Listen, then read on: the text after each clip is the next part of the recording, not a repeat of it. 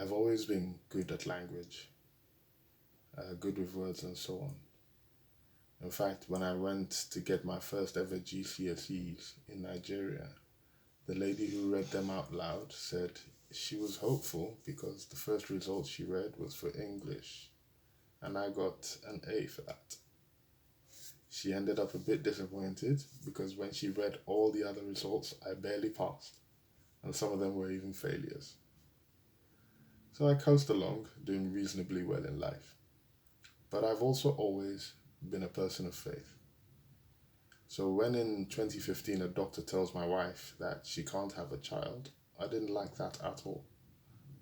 I pushed back on the doctor's narrative. In essence, I told her that her knowledge was limited. So, as we were leaving the doctor's office, I said to my wife, "This year you'll have a child." As the year progressed, my wife became pregnant, and by December, we had our first child. So I carry my faith with me as a badge of honor, always reminding me about what's possible if you believe.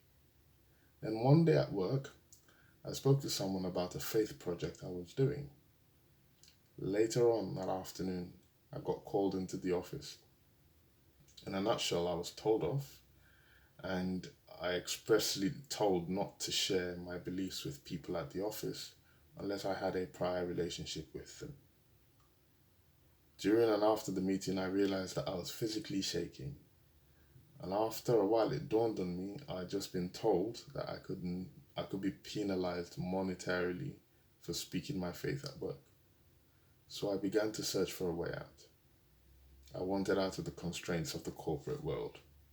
I wanted to be able to tell anyone I met about the unlimited abilities available through faith, but I still needed milk and bread on the table. So I began to search for ways to become financially independent. Then I heard about copywriting on a YouTube video from Dan Lok. I thought I knew about what it was. I knew all about that. It was the legal term, of course. But the video got my attention when it mentioned that most people don't know what it is, or they think they know what it is, but they mean the legal term. So that stopped me, and I thought, well, now I want to know what this guy's talking about. So I began researching copywriting, and soon enough put two and two together.